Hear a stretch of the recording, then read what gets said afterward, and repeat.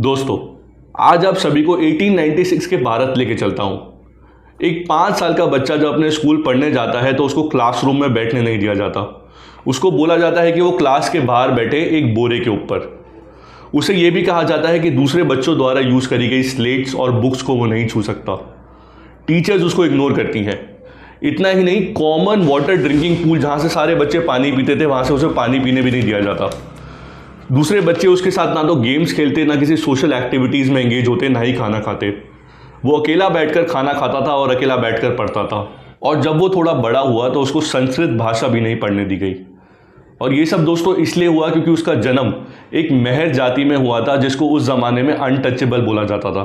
दोस्तों, अब सोच के देखिए, अगर उस बच्चे की जगह कोई और होता, मैं होता या आप होते, तो शायद हार मान लेते और वो स्कूल छोड़ देते। लेकिन उस बच्चे ने हार नहीं मानी। उस बच्चे ने पढ़ाई की और इतनी पढ़ाई की कि आगे जाकर उसने इस देश का संविधान लिखा। उसने सुनिश्चित किया कि कोई भी बच्चा वो फेस ना करे जो उस बच्चे ने फेस किया था। आज पूरा देश उस महान शख्स को भारत रत्न बाबा साहब डॉक्टर B.R. अम्बेडकर के नाम से जानता है। दोस्तों, आज की वीडियो में हम बाबा साहब डॉक्टर B.R. अम्बेडकर से जुड़ी 10 कहानियों के बारे में जानेंगे। ये कहानियाँ हमारे लिए प्रेरणा स्वरूप हैं और ज़रूरी है कि हर देशवासी इन कहानियों के बारे में जाने। मेरा नाम है सूरज शर्मा, आप देख रहे हैं मेरा YouTube channel advocate Suraj Sharma. तो चलिए शुरू करते हैं। दोस्तों, बात है साल 1901 की, जब भीमराव अंबेडकर महज 10 साल के थे तो अपने भाई बहनों के साथ सतारा से गोरेगांव अपने फादर से मिलने जा रहे थे। ये सब बहुत एक्साइटेड थे और ये बुलेट कार्ट पे बैठे हुए थे। लेकिन जब बुलेट कार्ट के ड्राइवर को ये पता चलता है कि ये मेहर जाति से आते हैं तो उन सबको बुलेट कार्ट से उतार देता है, उनका लगेज फेंक देता है।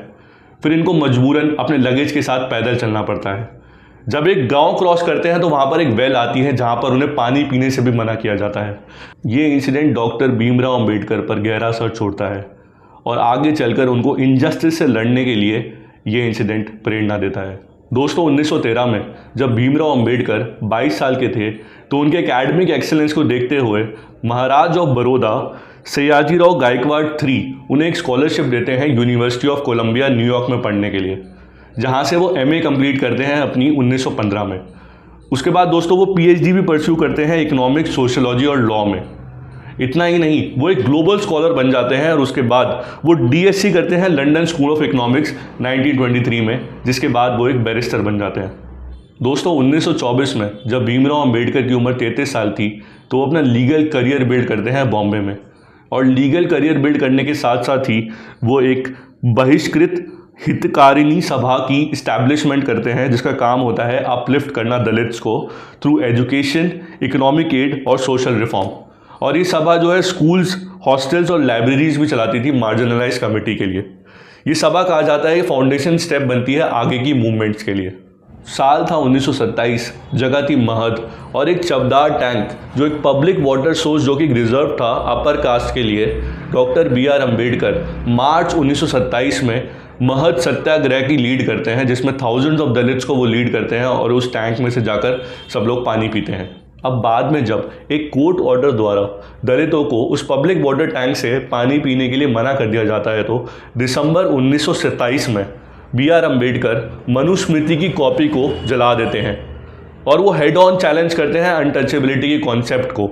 इसके बाद वो पूरे देश में एज अ दलित लीडर अपने आप को इस्टेब्लिश कर लेते हैं। Kalaram temple entry movement 1930। दोस्तों, कालाराम टेम्पल जो कि नासिक में सिचुएटेड था उसमें दलितों को जाने की एंट्री नहीं थी। Doctor B.R. अम्बेडकर एक पीसफुल मार्च निकालते हैं जिसमें 15,000 दलित उन्हें ज्वाइन करते हैं और वो सब मिलकर कालाराम टेम्पल में ज्वाइन करने की कोशिश करते हैं और वो अपना राइट असर्ट करते हैं कि मंदिर में सभी जातियों को जाने का हक है। Poona pact negotiation 1932। दोस्तों, लंदन में एक राउंड टेबल कॉन्फ्रेंस होती है जिसका डॉक्टर भीमराव अंबेडकर भी पार्ट होते हैं और वो दलित्स के लिए एक सेपरेट इलेक्टोरेट की वहाँ बात करते हैं जिसको अपोज करते हैं गांधी जी।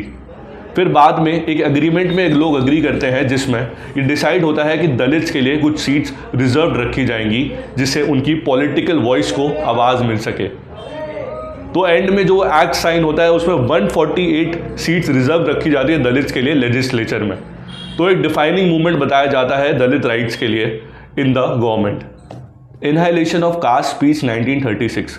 दोस्तों, जात पात टोडक मंडल की तरफ से डॉक्टर भीमराव अंबेडकर को इनवाइट किया जाता है एक स्पीच देने के लिए। लेकिन बाद में उनको एहसास होता है कि वो स्पीच जो है रेडिकल टोन में है, तो उनकी स्पीच कैंसिल कर देते हैं।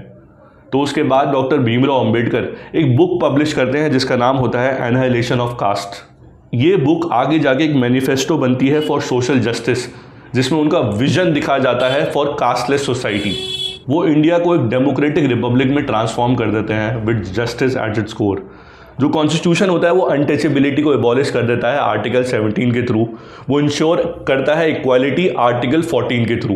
Conversion to Buddhism 1956। दोस्तों अक्टूबर 14, 1956 नागपुर में अंबेडकर 5 लाख दलित के साथ अपना धर्म बदल लेते हैं और बुद्धिज्म में कन्वर्ट हो जाते हैं। और वो वहाँ पर 22 वॉव्स भी लेते हैं, emphasising equality, rationality after years of studying Buddhism. दोस्तों देश की आज़ादी के बाद डॉक्टर भीमराव अंबेडकर हमारे देश के पहले लॉ मिनिस्टर बनते हैं और रिजर्व बैंक ऑफ इंडिया की स्थापना में और इसकी पॉलिसीज़ की ड्राफ्टिंग में उनका एक मेजर रोल था।